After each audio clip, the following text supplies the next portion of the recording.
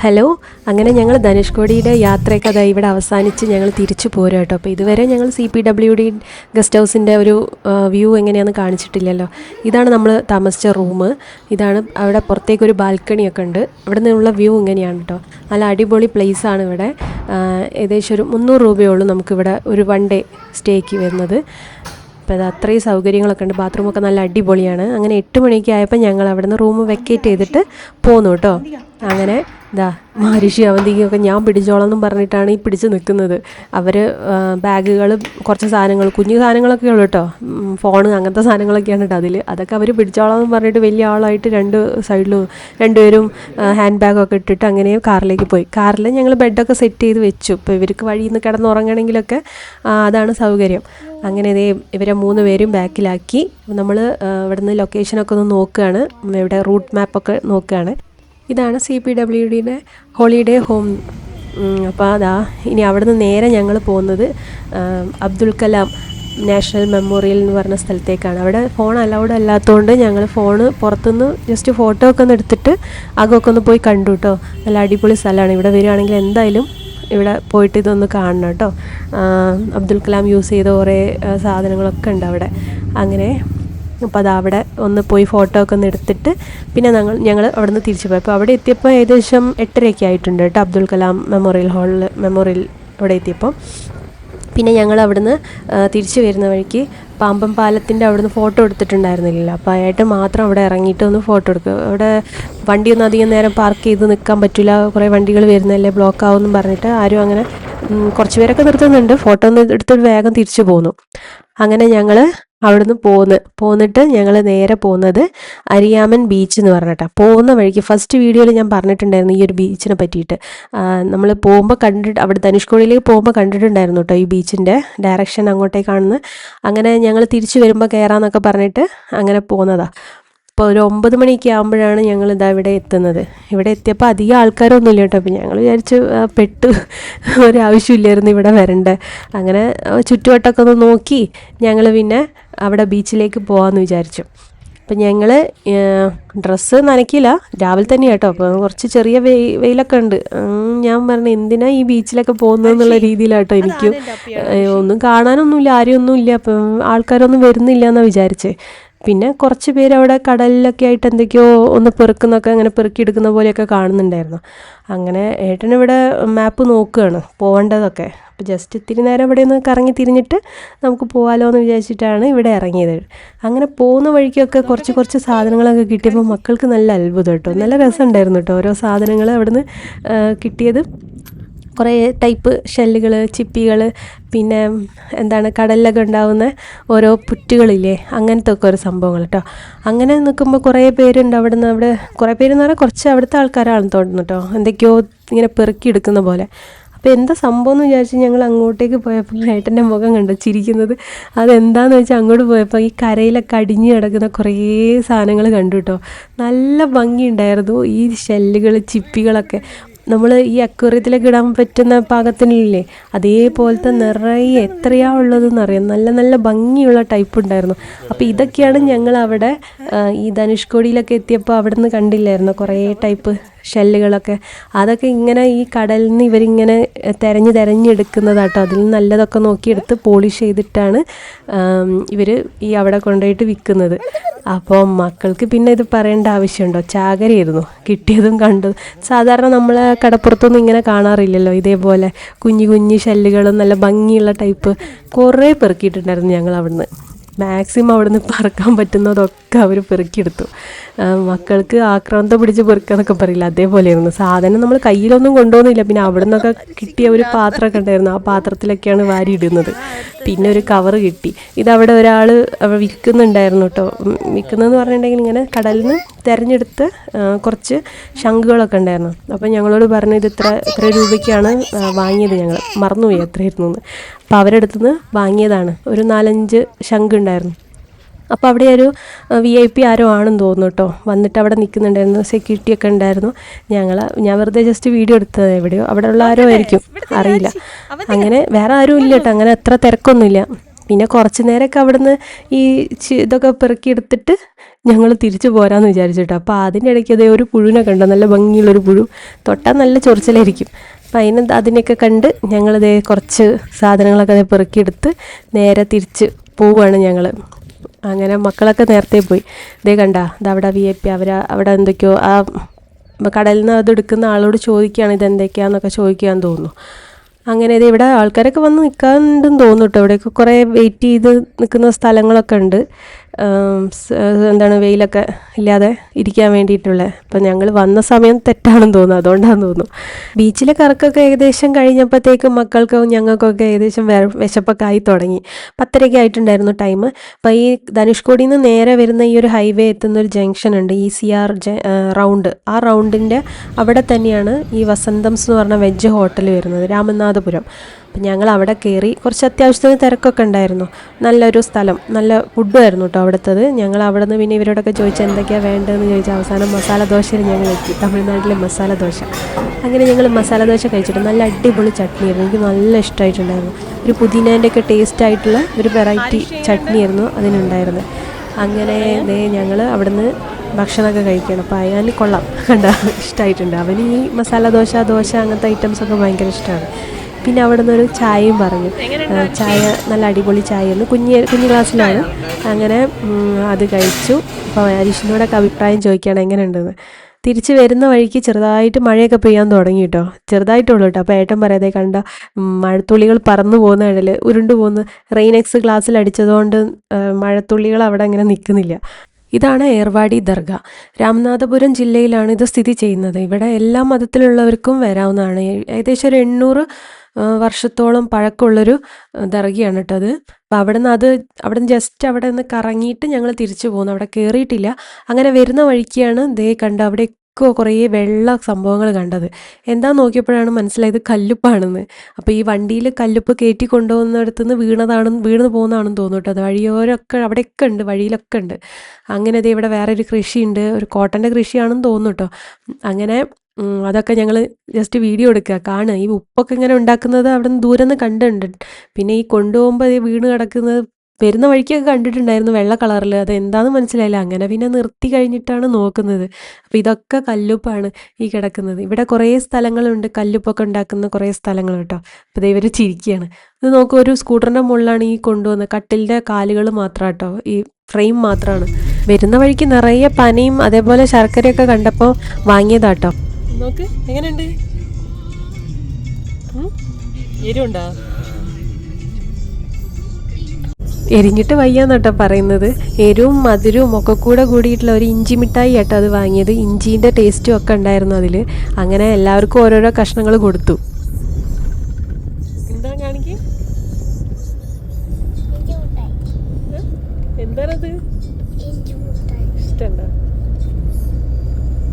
എല്ലാവരും വായിൽ ഓരോരോ ഇഞ്ചി മിഠായിയും കൊടുത്ത് ഞങ്ങളിത് ഇങ്ങനെ പോവാട്ടോ. പോകുമ്പോൾ ഓരോരോ സ്ഥലങ്ങളെത്തുമ്പോൾ ഓരോ ഈ കൃഷികളൊക്കെ കാണുന്നുണ്ട്. കുറേ ആടുകളുണ്ടായിരുന്നു അവിടെ. അങ്ങനെ ഞങ്ങൾ അവിടെ നിന്ന് ഇങ്ങനെ യാത്രകൾ പോവുകയാണ്. കുറേ ദൂരം ഉണ്ടല്ലോ, അപ്പോൾ ഓരോ കാഴ്ചകളും കണ്ട് അങ്ങനെ പതിയെ പോകാമെന്ന് വിചാരിച്ചു. അപ്പോഴാണ് നമ്മളെ വിൻഡ് മില്ലൊക്കെ എത്തിയത്. വിൻഡ് മില്ലിൻ്റെ വീഡിയോ ഒക്കെ ഞാൻ നേരത്തെ ഇട്ടിട്ടുണ്ടായിരുന്നു കേട്ടോ. ഇതിനായിട്ട് ഞങ്ങൾ ഒരു ദിവസം പോയിട്ടുണ്ടായിരുന്നു, ഇത് കാണാൻ വേണ്ടി മാത്രം. അതൊക്കെ ഒരു അത്ഭുതമായിട്ട് അവർ ആദ്യം കണ്ടിട്ടുണ്ടായിരുന്നു. ഇപ്പോൾ പിന്നെ കണ്ട് പിന്നെ അവർക്ക് അത് വലിയ താല്പര്യം ഇല്ലാതെ ആയിട്ടുണ്ട്. അങ്ങനെ യാത്രകൾ തുടങ്ങിക്കൊണ്ട് നിൽക്കുമ്പോഴാണ് മരുഭൂമി പോലത്തെ സ്ഥലത്ത് കുറേ ആടുകൾ മേഞ്ഞ് നടക്കുന്നുണ്ടായിരുന്നത്. അപ്പോൾ അതിനെയൊക്കെ കണ്ട് വീഡിയോ ഒക്കെ എടുത്ത് കുറച്ച് ഒരു സൈഡിലായിട്ട് ഞങ്ങൾ നിർത്തി. ഇനി അവിടെ നിന്ന് അങ്ങോട്ട് കുറേ വിൻഡ് മില്ല് കാണും. അതിൻ്റെ മുമ്പ് തന്നെ ആയിട്ട് ദേ കാറ്റ് തുടങ്ങിയിട്ടുണ്ട്. നല്ല അടിപൊളി ശക്തിയായിട്ടുള്ള കാറ്റാണ് ഈ ഏരിയയിൽ മൊത്തം. ഈ ചെടികളൊക്കെ നല്ല ഇങ്ങനെ വട്ടം കറങ്ങുന്ന പോലെ കറങ്ങാണ് കാറ്റുകൊണ്ട്. പുറത്തിറങ്ങിയാൽ നല്ല കാറ്റ് തോന്നും. ഞങ്ങൾ പിന്നെ വണ്ടി തന്നെ ഇരുന്നിട്ട് ഈ കാഴ്ചകളൊക്കെ ഒന്ന് കണ്ട് ഈ കാറ്റൊക്കെ എങ്ങനെയാണ് വീശുന്നതെന്ന് കാണിച്ചു തരാമെന്ന് വിചാരിച്ചിട്ട്. അപ്പോൾ അതേ കണ്ടില്ല, ഇതിൻ്റെ ഇലകളൊക്കെ നോക്കുക ഒരു ഭാഗത്തേക്കായിട്ട് തന്നെ ചെരിഞ്ഞ് കിടക്കുന്നുണ്ട് ഈ കാറ്റിൻ്റെ ശക്തി കാരണം.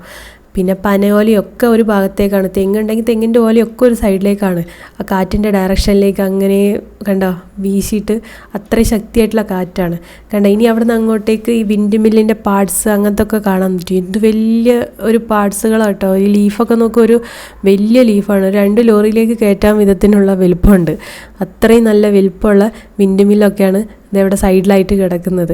അപ്പോൾ ഇതിൻ്റെ കുറേ വിൻഡ് മില്ലുള്ള ഭാഗങ്ങളൊക്കെ ഞാൻ വേറെ വീഡിയോയിൽ ഞാൻ ചെയ്തിട്ടുണ്ട്. ഈ വിൻഡ് മില്ല് കാണാൻ വേണ്ടി പോയൊരു വീഡിയോ ഉണ്ട്. അത് ഞാൻ വേണമെങ്കിൽ കമൻറ്റിലൊക്കെ ആയിട്ട് ഞാൻ കൊടുക്കാം, അല്ലെങ്കിൽ ഡിസ്ക്രിപ്ഷനിലൊക്കെ ഞാൻ കൊടുക്കുന്നുണ്ട് കേട്ടോ. യൂട്യൂബിൽ നിന്നാണ് കാണുന്നതെങ്കിൽ എന്ന് വെച്ചാൽ ഇനി നമുക്കത് ഈ ഒരു മലേൻ്റെ സൈഡിൽ കൂടെ ആയിട്ടാണ് പോകേണ്ടത്. നമുക്ക് നേരെ ഇനി തെങ്കാശി പോകണം. തെന്മല തെങ്കാശി ആ റൂട്ടാണ് കേട്ടോ. അത് തിരുനെൽവേലി കന്യാകുമാരി തെങ്കാശി ആ റൂട്ടിലേക്കാണ് ഞങ്ങൾ പോകുന്നത്. ആ വഴിയാണ് ഞങ്ങൾ പോകുന്നത്. ഇപ്പം തെന്മല വഴി പോകുമ്പോൾ ഇവിടെ തമിഴ്നാട്ടിൽ നല്ല വെയിലും നല്ല ചൂടും ഒക്കെയാണ് കേട്ടോ. അതിൻ്റെ മഴേൻ്റെ ഒരു ലക്ഷണം പോലും ചെറുതായിട്ട് അവിടെ ഇവിടെയൊക്കെ ഉണ്ടായിരുന്നു. അതല്ലാതെ വേറെ ഒരു ഇതും കാണുന്നുണ്ടായിരുന്നില്ല, നല്ല വെയിലായിരുന്നു. അപ്പോൾ ഇതാ ഈ ദൂരെ കാണുന്നില്ലേ, അതാണ് അരുൾമിகு നെല്ലിയപ്പാർ കാന്തിമതി ടെമ്പിൾ. നെല്ലിയപ്പാർ എന്ന് പറഞ്ഞിട്ടുണ്ടെങ്കിൽ ശിവനാണ്, കാന്തിമതി എന്ന് പറഞ്ഞാൽ പാർവതി. ഏകദേശം ഒരു 7-ാം നൂറ്റാണ്ടിൽ പണി കഴിപ്പിച്ച ഈ ഒരു അമ്പലം രാജാക്കന്മാരാണ് ഈ ഒരു രൂപത്തിലേക്കായിട്ട് മാറ്റിയത് കേട്ടോ. പിന്നെ 14 ഏക്കറോളം വരുന്നുണ്ട് ഈ ഒരു അമ്പലത്തിൻ്റെ ഈ ഒരു ഏരിയ എന്ന് പറഞ്ഞാൽ. ഞങ്ങൾ ആദ്യം വിചാരിച്ച അമ്പലത്തിൻ്റെ ഉള്ളിലേക്കാണോ ഈ പോകുന്നതെന്ന്, പിന്നെയാണ് മനസ്സിലായത് ഒരു ജസ്റ്റ് ഒരു കവാടം മാത്രമാണ്, അമ്പലം അതിൻ്റെ അപ്പുറത്താണെന്ന്. പിന്നെ ഈ ഒരു അമ്പലം ഞങ്ങൾ കയറിയിട്ടില്ല, പക്ഷേ നല്ല ഒരു അടിപൊളി അമ്പലമാണ്. ഇതിൻ്റെ തൂണുകളിലൊക്കെ നല്ല സംഗീതം പോലെ സൗണ്ടൊക്കെ കേൾക്കും, തട്ടിയിട്ടുണ്ടെങ്കിൽ എന്നൊക്കെ കേട്ടെന്ന് പറഞ്ഞാൽ ഗൂഗിളിൽ കണ്ടു. അങ്ങനെ ഞങ്ങൾ ഈ അമ്പലത്തിൻ്റെ സൈഡിൽ കൂടി ആയിട്ടാണ് ഈ പോകുന്നത്. അങ്ങനെ പോകുന്ന വഴിക്ക് ഇതേ ഇവിടെ 2 തേര് കണ്ടു. അത് നല്ല വലിയ തേരുകളാട്ടോ. ഇതിലൊന്ന് ശിവൻ്റെ തേര്, ഒന്ന് പാർവതീൻ്റെ തേരെന്ന്. ഏറ്റവും വലുത് ശിവൻ്റെ തേരാണ്, പിന്നെ പാർവതി, പിന്നെ ഗണപതി, മുരുകൻ, ചണ്ഡികേശ്വരൻ, അങ്ങനെ 5 തേരുകളാണുള്ളത്. ഈ തേര് ഉത്സവത്തിൻ്റെ സമയത്താണ് നല്ല തേരോട്ടം ഒക്കെ ഉണ്ടാവുന്നത്. അപ്പോൾ ഈ 2 തേര് ഇതാ നമ്മൾ അവിടെ കണ്ടില്ലേ. പിന്നെ ബാക്കി 2 അത് അപ്പുറത്തെ സൈഡിലായിട്ട് കാണുന്നുണ്ട് കേട്ടോ. 5 ഉണ്ട്. ഞാൻ ഒന്ന് വീഡിയോ എടുക്കാൻ മറന്നു പോയത്. ഇവിടെ ഈ സൈഡിലൊക്കെ ആയിട്ടും അവിടേക്ക് അമ്പലത്തിലേക്കുള്ള ഒരു എൻട്രൻസ് ആണെന്ന് തോന്നുന്നു. ഇത് എവിടെയുണ്ട്. പിന്നെ ഇതാ കണ്ട തേര്, ഇതാ വേറെ ഇതൊരു ചെറിയ തേരല്ലേ, ഇങ്ങനെ ചെറിയ തേര്, അപ്പുറത്തും ഇതാ വേറെ ഒരു ചെറിയൊരു തേര്, അങ്ങനെ എല്ലാം സൈഡിലായിട്ട് തന്നെയാണ് അതൊക്കെ വെച്ചിരിക്കുന്നത്. ഇതിൻ്റെ എല്ലാം ഒരു മരത്തിനെ കൊണ്ടുള്ള കൊത്തുപണികളാട്ടോ. അതൊക്കെ മുഴുവൻ മരമാണ്, എല്ലാം നല്ല അടിപൊളി മരത്തിൻ്റെ കൊത്തുപണികളാണ്. പിന്നെ അതിൻ്റെ വലിയ ഈ ചക്രമില്ല, അത് മരത്തിൻ്റെ ആയിരുന്നു. പിന്നെ അത് ഇരുമ്പിൻ്റെ അതിലേക്ക് മാറ്റി ഓടിക്കാൻ സുഖത്തിന് വേണ്ടിയിട്ട് തേരോട്ടത്തിൻ്റെ സമയത്തെ. അങ്ങനെ അതേ ഒരു കല്ലിൻ്റെ ഒരു വഴി, കല്ല് കൊണ്ട് ഇട്ട ഒരു സംഭവം. അങ്ങനെ അതിൻ്റെ ഇടയിൽ കൂടെയൊക്കെ ആയിട്ട് വന്ന് പിന്നെ ഞങ്ങൾക്ക് വിശക്കാൻ തുടങ്ങിയില്ല. ഉച്ചയ്ക്ക് ലഞ്ച് കഴിക്കണ്ടേ, ലഞ്ച് ഇതുവരെ കഴിച്ചിട്ടില്ല, 3:30 ആവാനായിട്ടുണ്ട്. അങ്ങനെ ഒരു വെജ് റെസ്റ്റോറൻറ്റിൽ കയറാമെന്ന് വിചാരിച്ചിട്ട്. അപ്പോൾ അവിടെ നോക്കിയപ്പോൾ ഒടുക്കത്തെ തിരക്ക്. അങ്ങനെ ഞങ്ങൾ നേരെ ഒരു നോൺ വെജ്, അവർ തന്നെയാണ് സൈഡിലായിട്ട് നോൺ വെജിൻ്റെ ഉണ്ട്, അവിടേക്ക് പോകാമെന്ന് വിചാരിച്ചു. അങ്ങനെ ഞങ്ങളിത് എവിടെയാണ് സ്ഥലം എന്ന് വിചാരിച്ചിട്ട് ഇങ്ങനെ പമ്മി ഇങ്ങനെ മനസ്സിലാവുന്നില്ല ഏത് ഭാഗത്താണെന്നും. അങ്ങനെ പിന്നെ നോക്കിയപ്പോൾ ഒരു സൈഡിൽ ഡോറ് കണ്ടു. അങ്ങനെ കയറിയപ്പം ഇവിടെയും കണ്ടില്ല, നല്ല കാറ്റാണ്. അവിടെ നിന്ന് അങ്ങോട്ട് വന്നപ്പോൾ നല്ല അടിപൊളി കാറ്റായിരുന്നു. അങ്ങനെ ഞങ്ങൾ സ്ഥലങ്ങളൊക്കെ നോക്കി അവിടെ കയറി ഇരുന്നു. പിന്നെ ഓർഡർ ചെയ്യാനുള്ളതൊക്കെ ഓർഡർ ചെയ്തു. വിശപ്പ് അങ്ങേ അറ്റം എത്തിയിട്ടുണ്ടായിരുന്നു. ചോറ് അവിടെയൊന്നും കിട്ടൂലല്ലോ. അങ്ങനെ പിന്നെ കൊത്തു പൊറോട്ടയും ചിക്കൻ്റെ ഫ്രൈ എന്തൊക്കെയോ ഐറ്റംസ്, പൊറോട്ട, ബട്ടർ ചിക്കൻ, അങ്ങനെ എന്തൊക്കെയോ പനീറാണെന്ന് തോന്നുന്നു, പനീർ അങ്ങനെയൊക്കെ വാങ്ങി അങ്ങനെ ഞങ്ങൾ കഴിച്ച ബില്ലിൻ്റെ സെക്ഷനിൽ എത്തിയപ്പോഴാണ് അവിടെ ഒരു മീഠാ പാൻ കണ്ടത്. അങ്ങനെ ഞാനും ഏട്ടനും 2 എണ്ണം വാങ്ങിയിട്ടോ. എങ്ങനെയുണ്ടെന്ന് നോക്കാമെന്ന് വിചാരിച്ചു. നല്ല ടേസ്റ്റ് ഉണ്ടായിരുന്നു കേട്ടോ, നല്ല മധുരമായിരുന്നു അത്. മക്കൾ ഇതെന്താന്ന് ചോദിക്കുന്നുണ്ട്. ഞാൻ പറയും നിങ്ങൾക്ക് കഴിക്കാൻ പറ്റില്ല, അത് വലിയവർ കഴിക്കുന്നതെന്നൊക്കെ പറഞ്ഞ് ഞങ്ങൾ മാത്രം കഴിച്ചു കേട്ടോ.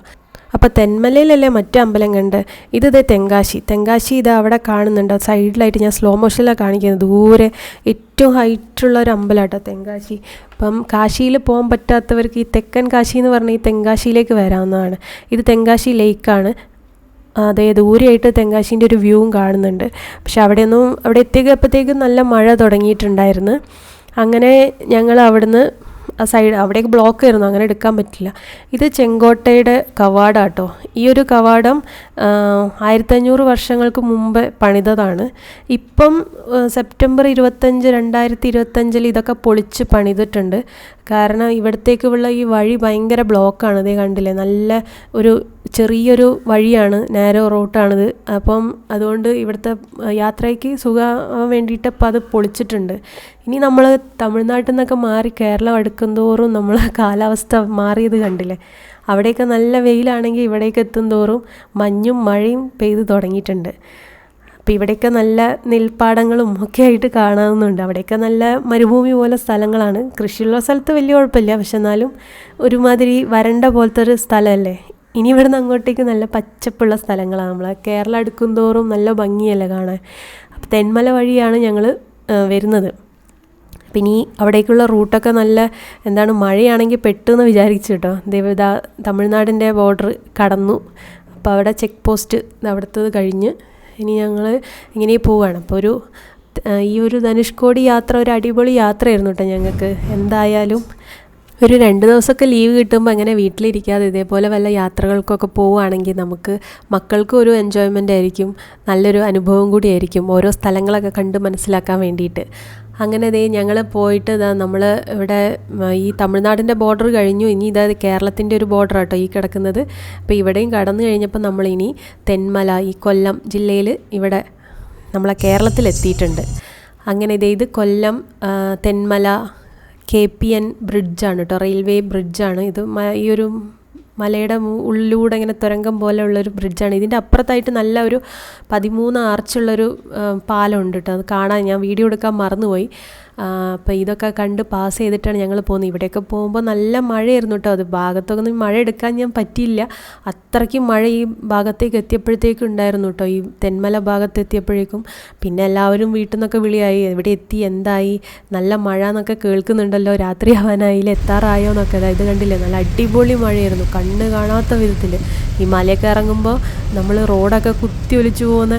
അപ്പോൾ എനിക്ക് ഈ ഉരുൾപൊട്ടലൊക്കെ ഓർമ്മ വന്നു കേട്ടോ. മലയുടെ മുകളിൽ കൂടെയൊക്കെ പോകുമ്പോൾ അങ്ങനെ വല്ലതൊക്കെ സംഭവിക്കുമോ എന്നൊക്കെ ഒരു പേടി, രാത്രി ആയതുകൊണ്ടേ. കാരണം എതിരെ വരുന്നവർക്കൊന്നും ഈ വഴി കാണുന്നുണ്ടായിരുന്നില്ല. അങ്ങനെ കുറച്ച് കഴിഞ്ഞപ്പോൾ നമ്മൾ നല്ല തിരുവനന്തപുരത്തൊക്കെ എത്തി. അപ്പോഴേക്കും മഴയൊക്കെ ഒന്ന് കുറഞ്ഞ് റെഡി ആയിട്ടുണ്ട്. ഇനി ഞങ്ങൾ നേരെ വീട്ടിലേക്ക് പോവുകയാണ്. അപ്പോൾ 2 ദിവസത്തെ യാത്രയൊക്കെ കഴിഞ്ഞ് നല്ല ക്ഷീണത്തിലാണ്. അങ്ങനെ ഈ ഒരു ധനുഷ്കോടി യാത്ര ഞങ്ങളത് ഇവിടെ ഇങ്ങനെ അവസാനിക്കുകയാണ്. അപ്പോൾ എല്ലാവർക്കും പുതിയൊരു വീഡിയോ ആയിട്ട് കാണുന്നവരേക്കും ബൈ കേട്ടോ. ഇഷ്ടമായെങ്കിൽ ലൈക്ക് ചെയ്യണം, സബ്സ്ക്രൈബ് ചെയ്യണം, ഫോളോയും ചെയ്യണം.